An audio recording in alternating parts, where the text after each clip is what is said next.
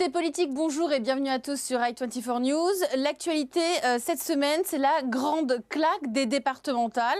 Elles vont-elles faire vaciller Manuel Valls? François Hollande sait en tout cas que s'il se présente en ordre dispersé à la présidentielle de 2017, ce sera un échec. Bonjour Mickaël Darmon. Bonjour, la gauche est en miettes. Donc François Hollande sera dans l'obligation de rassembler son camp? S'il il veut continuer à penser être élu, oui, absolument. On va en parler dans quelques instants. C'est comme si le monde était à un tournant. Les négociations sur le nucléaire iranien absorbent toutes les énergies diplomatiques. Pourquoi tous ces efforts, Christian Mallard? Bonjour. Écoutez, quoi qu'il arrive, bonjour, protocole d'entente, accord, faux accord, accord de dupes, l'Iran aura, à un moment ou à un autre, sa bombe nucléaire. Allez, tout est politique. On va parler de l'Iran. L'Iran va-t-elle disposer de la technologie nucléaire et que va-t-elle en faire? Christian Mallard, vous êtes en contact avec une partie des diplomates qui se trouvent en ce moment à Lausanne. Avant de décrypter avec vous, on écoute Laurent Fabius qui appelle à la plus grande fermeté. La position de la France, vous la connaissez, c'est d'être ferme et en même temps de faire en sorte que tous les engagements pris soient vérifiables. L'objectif, il est également connu. En ce qui concerne le nucléaire civil, l'Iran a parfaitement le droit d'accéder à toute l'énergie nécessaire. Mais en ce qui concerne l'arme atomique, c'est non. Christian, pourquoi est-ce si important aujourd'hui ce qui se passe sur le nucléaire iranien? Pourquoi? Il s'agit d'abord de savoir comment on peut réintégrer dans la communauté internationale l'Iran, avec un régime que l'on connaît, qui soutient les terroristes, le Hamas, le Hezbollah, enfin on l'a dit maintes fois. Bon, la question maintenant, c'est que les Iraniens sont venus, à mon avis, et je ne suis pas le seul à le penser, puisque quand j'interroge des gens de la délégation française, sont venus essentiellement à Lausanne pour obtenir une chose: la levée totale, intégrale, immédiate des sanctions. Bancaires, financières, tout. À tous les niveaux. Pourquoi? Parce qu'ils en subissent les conséquences depuis un certain nombre d'années et ça commence à peser sur le peuple. Simplement, les Occidentaux et les Français les premiers leur répondent: attendez, nous, on veut une levée graduelle. Pourquoi? Parce qu'on veut pouvoir, à un moment ou à un autre, savoir si vous respectez vos engagements. Laurent Fabius et son entourage ne cessent de répéter: on veut un accord robuste, vérifiable, mais surtout juridiquement contraignant. Alors, juridiquement contraignant, ne me demandez pas comment on traduit en persan, je crois que ça n'existe pas chez eux. Juridiquement comment vérifier que l'engagement sera appliqué et voilà, sérieux? C'est l'essentiel du problème et ça bute là-dessus, ça on choque tourne là-dessus. autour du pot. Là-dessus, ou pardonnez-moi d'être un peu plus prosaïque aussi, est-ce que tout simplement les Américains ne veulent pas absolument avoir un accord, fût-il un mauvais accord? Oui, voilà, et auquel cas les Français seront obligés de soutenir les Américains et de mal soutenir et de soutenir un mauvais accord. Alors là, vous apportez de l'eau à mon moulin et bravo, vous avez raison. C'est assez rare pour être souligné. Mais non, mais non. Alors, simplement, avant-hier soir, à 23h30, Laurent Fabius, avec l'accord des autres, a tapé du poing sur la table et a dit aux Iraniens: ça suffit, vous jouez les empêcheurs de tourner en rond, il y en a marre de vos embrouilles. On a jusqu'à 5h du matin pour essayer de trouver un accord. La deadline se poursuit jusqu'à 5h du matin. Et finalement, entre-temps, et là, j'apporte de l'eau à Mickaël, les Américains ont fait pression. Obama et Kerry étaient en contact puisqu'ils se sont parlé depuis la Maison-Blanche avec écran et tout. Ils veulent leur accord avec Ils veulent leur accord à tout prix, même fût-il un mauvais accord, ce que redoute Netanyahou et ce que redoutent les pays sunnites de la région, l'Arabie Saoudite en premier. Ils auront l'accord. Les Américains vont imposer. Et d'ailleurs, l'entretien qu'il y a eu, il y a eu un entretien à un moment donné d'une demi-heure en tête-à-tête, Javad Zarif avec Kerry, prouve bien que de toute façon, les Américains et les Iraniens imposeront les choses. Et la France, qui voit juste depuis le début... Vous dites qu'ils vont imposer, Américains et Iraniens. Donc ça ne sert à rien, tout ce qui se passe à Lausanne. Mais en plus, c'est un accord de dupes, ça sera un accord de dupes, parce que vous le disiez à l'instant, on ne pourra pas vérifier. Les inspecteurs de l'AIEA se sont fait promener sans arrêt, et je pense que ça continuera. Et puis deuxième point... Les inspecteurs de l'AIEA ont-ils accès aux installations israéliennes? mais attendez, mais c'est pareil. Mais excusez-moi, on est dans on parle d'une démocratie et d'une non-démocratie. Il y a une démocratie d'un côté et puis il y a une théocratie de l'autre côté qui n'est pas une démocratie. On est dans une logique qui est au fond celle de l'équilibre. Oui, enfin, on est obligé de faire. Je vais vous dire, entre Israël et l'Iran, mon choix il est fait. Mais c'est votre choix, vous. C'est pas une question de choix, c'est une question également d'équilibre par rapport. D'équilibre international, voilà, de géopolitique. Non, mais le problème, les autres démocraties se font contrôler. Il n'y a aucun problème avec ça. Le langage des Iraniens, ils vous disent: on est prêt à passer de 20 000 centrifugeuses à 6 000, puisque vous savez que ça produit de l'uranium enrichi. Bon. Et puis dans le même temps, ils disent il faut nous laisser faire des recherches sur des centrifugeuses plus sophistiquées, plus perfectionnées. Pourquoi?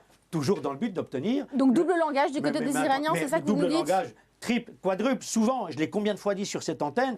Donc comment voulez-vous faire confiance aux Iraniens? Alors, on va éviter la rupture, ça c'est clair. Il y aura une forme de protocole d'entente. On dira, ben voilà, on a avancé dans tel ou tel domaine, on restera le plus flou possible. Vous imaginez sérieusement que les Iraniens, si un jour même ils ont l'arme atomique, ils vont appuyer sur le bouton, ils vont détruire la région? Non, pour moi, ils n'appuieront pas sur le bouton. Parce que le fantasme donné par la politique israélienne, et en particulier par Netanyahou, est celui-là. Ils vont appuyer sur le bouton? Non, ils n'appuieront pas sur le bouton parce que je suis... Un fantasme vraiment, Mickaël? Non, je suis convaincu que ce que dit Mickaël est juste là-dessus.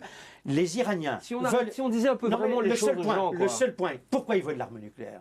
C'est parce qu'ils veulent s'en servir comme arme de dissuasion. Ah bon, et pourquoi laissez-moi terminer. Laissez-moi terminer. Servir de quoi? Servir de dissuasion pour dire on maintient la survie politique de notre régime parce qu'ils savent... Et c'est pas exactement l'argumentaire d'Israël qui a profité de la technologie de la France avec De Gaulle pour avoir l'arme nucléaire? Oui. Alors? Mais enfin, vous n'allez pas mettre sur le même plan... Mais c'est pas une question d'être sur le même plan. Une démocratie et une dictature répressive. C'est pas une question d'être sur le même plan. La question est... Est-ce que l'un et l'autre de ces pays vont appuyer ou appuyer sur le bouton pour détruire? Non, ils n'appuieront pas. Allez. Un dernier point, si le Shah d'Iran ou un autre démocrate, enfin, il n'y a pas un vrai démocrate, mais il n'y en a pas eu en Iran, était au pouvoir aujourd'hui, l'Iran aurait déjà la bombe nucléaire. Tout est politique. On passe tout de suite au départemental. Nicolas Sarkozy en route pour 2017. Quand on regarde Nicolas Sarkozy le soir du second tour des élections départementales, c'est un peu comme si on entendait dans la salle la chanson de Charles Aznavour. Je me voyais déjà. On regarde. Nous allons enfin accélérer la préparation d'un projet républicain d'alternance. Un projet fort, un projet réaliste, un projet profondément nouveau. Ce projet sera la condition absolue pour redresser notre pays, pour enrayer le déclin dans lequel l'ont plongé 3 années de socialisme le plus archaïque d'Europe. Mes chers compatriotes, une nouvelle étape s'ouvre. Mes chers compatriotes, l'espoir renaît pour la France. J'ai conscience que la route sera longue, difficile, mais ma conviction est solidement ancrée, et je le redis ce soir, l'alternance est en marche, rien ne l'arrêtera. Je vous remercie. Mickaël, la campagne a clairement commencé. On va traduire en français. Ma campagne présidentielle est en marche, rien ne l'arrêtera. Nous allons entamer, donner des règles claires. Nous allons faire les règles des primaires, c'est ce qui vient de sortir. La campagne présidentielle, effectivement, a démarré. Nicolas Sarkozy est persuadé qu'il est en pôle position au sein de l'UMP. Bon, il a été aussi... C'était pas le cas il n'y a pas longtemps, parce on disait qu'il était plus motivé. Oui, mais là, il y a eu le socle des élections départementales qui maintenant lui offre le carburant de sa première victoire politique. Ça fait quand même longtemps que Nicolas Sarkozy n'a pas commenté une victoire pour l'UMP. Ça fait quand même très longtemps. Enfin, est-ce que les affaires ne vont pas le rattraper? Alors justement, il est en pôle position à l'UMP, il est allé également au pôle financier, il en est sorti en tant que témoin assisté pour l'un de ses dossiers. Les dossiers sont en train de s'écrouler les uns après les autres, et de ce point de vue-là, ce poids, ce couvercle est en train de se lever. Ça ne réjouit pas beaucoup ses amis, ses meilleurs amis au sein de l'UMP, François Fillon, Alain Juppé, qui en ce moment font un peu grise mine parce qu'ils s'aperçoivent qu'ils sont effectivement distancés. Actuellement, Nicolas Sarkozy utilise à plein la position qu'il a, c'est-à-dire il est chef du parti, il commente, c'est lui qui commente, pilote, commande les élections et la vie politique à droite. Il a passé toute la semaine entre deux tours avec Jean-Christophe Lagarde, son nouvel ami, pour montrer qu'il est, jusqu'à quand on verra bien, qu'il est, que la stratégie de l'Alliance du Centre fonctionne et qu'il faut qu'un parti du centre rejoigne la primaire avec l'UMP. On parle de l'UDI, mais ça, c'est la grande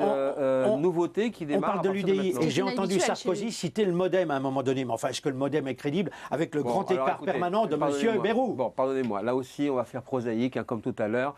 tout cela, c'est pour les enfants. La réalité, c'est qu'il y a un accord tacite entre François Bayrou et Nicolas Sarkozy. Ah bon, Alors ça, c'est ce que vous nous dites aujourd'hui, Mickaël. Officiellement, et qu'il a joué avec Hollande. C'est-à-dire un accord tacite. Comment s'appelle notre émission? Tout est pipeau. Tout est politique. Pas d'état d'âme. Pas d'état d'âme. S'il faut conquérir le pouvoir, qu'est-ce qui se passe? Pourquoi Nicolas Sarkozy est en train d'essayer de faire rentrer l'UDI dans la primaire? Parce que le seul candidat centriste, à ce moment-là, ce sera François Bayrou. Pourquoi François Bayrou dit toujours « je serai candidat uniquement, c'est Nicolas Sarkozy est candidat » parce qu'il pense et il veut que Nicolas Sarkozy soit candidat. Pourquoi François Bayrou ne parle plus d'Alain Juppé? Parce qu'il est persuadé qu'Alain Juppé ne fonctionnera pas. Alors, donc il y a un accord tacite. Un accord tacite, ça veut dire un accord tacite, ça veut dire qu'on ne se parle pas, mais qu'on est d'accord. C'est sous-entendu. Exactement. Donc, bien évidemment, tout est préservé, mais les évolutions politiques servent les intérêts des deux, de manière à avoir le candidat centriste qui est donc François Bayrou.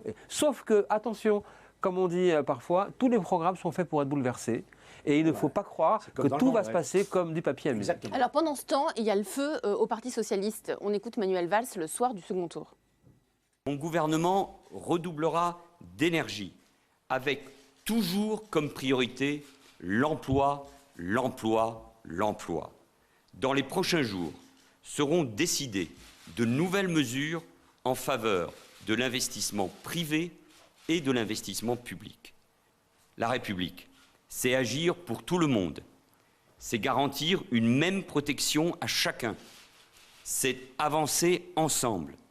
Alors là, on n'est pas un soir de défaite, on continue comme si rien ne s'était passé? Là, au fond, cette déclaration, elle a servi surtout à une chose, c'est que Manuel Valls a pu prononcer 3 ou 4 fois durant cette allocution « mon gouvernement ». Mon gouvernement, d'accord. Il est là. Donc il se pose comme tel. Il a gagné parce qu'il est encore vivant. Mais il y a une forme de méthode Coué, j'ai l'impression que j'entends Hollande qui dit emploi, emploi, emploi. Non, mais c'est l'emploi, ça n'a rien à voir dans cette déclaration.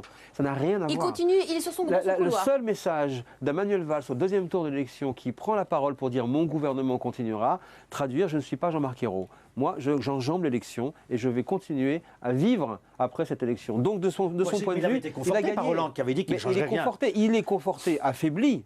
Parce que François Hollande l'envoie en première ligne, effectivement, comme des confrères le disaient, battu mais content, effectivement c'est cela, malgré la gifle, évidemment c'est ça. Pourquoi? Parce qu'il est vivant. C'est-à-dire que Jean-Marc Ayrault est tombé sur les élections municipales. Et là, lui, il a échappé à un remerciement. Il enjambe l'élection, il continue, c'est l'intérêt pour lui. C'est aussi une tactique de Hollande de l'affaiblir à travers le temps. Et pour c'est là où on est sur un accord gagnant-gagnant. Il est très content de rester à Matignon parce que c'est une position forte. On est quand même à la tête du gouvernement de la France. Donc ça donne quelques moyens pour s'exprimer et pour agir. Alors, un mot sur le FN, minoritaire sur tous les départements. Il faut s'habituer aussi à ce paradoxe-là. Est-ce que c'est une surprise? Le Front National, oui, d'une certaine manière. Le Front National s'ancre sur le plan territorial, mais donne en même temps, se donne un coup d'arrêt sur le plan de sa machine à gagner. Ça n'est pas une machine à gagner. Le Front National, ils ne sont pas des faiseurs de parce que roi. le deuxième tour n'est pas un bon tour pour eux. Ça, c'est intéressant. On a vu également, malgré toute la porosité que l'on montre, que l'on signe, sur laquelle on veut alerter, on a vu quand même une bonne résistance, il faut le dire, de l'électorat de la droite républicaine qui, au dernier moment, donne quand même, hésite ou pas. Mais en tout cas, au dernier moment, hésite à voter aussi Front National. Donc, la leçon de ces élections pour Marine Le Pen, c'est que c'est bien pour son parti, c'est pas bien pour elle. Parce que plus son parti avance, plus ça éclaire le fait qu'elle a un problème de crédibilité personnelle, Marine Le Pen, et que plus on avance vers l'élection présidentielle... Donc on est peut-être arrivé au bout de ce qu'elle peut Il n'est pas impossible que l'année 2015 soit l'année du Front National, mais que l'année 2016 soit l'année peut-être d'une forme de reflux du Front National. Est-ce que ça explique la montée de Marion Maréchal Le Pen? Non, ça c'est parce que de toute façon c'est consubstantiel au parti. C'est consubstantiel au parti d'extrême droite. De toute manière, il y a toujours une bagarre au sommet. Tout est politique. Les images de la semaine. Mickaël, votre image de la semaine, c'est le président tunisien lors de la marche pour lutter contre le terrorisme, qui est donc avec François Hollande.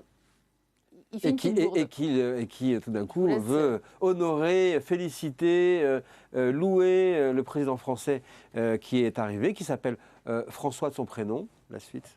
Je remercie aussi le président français. Monsieur François Mitterrand. je suis ravi. Hollande. C'est celui que je connaissais de mon âge. Monsieur François Hollande. Voilà. Ça fait rire François Ça fait rire Hollande. François Hollande. Et puis franchement, traverser la Méditerranée pour se retrouver réincarné en François Mitterrand, il n'aura pas perdu sa journée. Allez, Christian, vous, votre image de la semaine, ce sont les chefs d'État de la Ligue arabe qui vont s'unir pour en force historique. Force armée unifiée, dit-on, c'est inédit. C'est grâce au président égyptien que j'appelle Al-Sisi impérator, parce que vraiment, il a réussi à réunir tout le monde. Alors, je vous signale quand même qu'il y avait 22 des 23 pays de la Ligue arabe qui étaient là. Un seul n'y était pas. Pourquoi? C'était la Syrie, l'allié de l'Iran. Naturellement, on est en train d'essayer de créer, avec une force de 40 000 hommes, une grande force des armées sunnites contre l'Iran. Donc, ça veut dire, encore une fois de plus, confirmation, la guerre sunnite contre chiite. Merci, messieurs. Vous restez avec nous après les infos. Nous serons avec notre invité, Gérard Longuet, l'ancien ministre de la Défense. À tout à l'heure.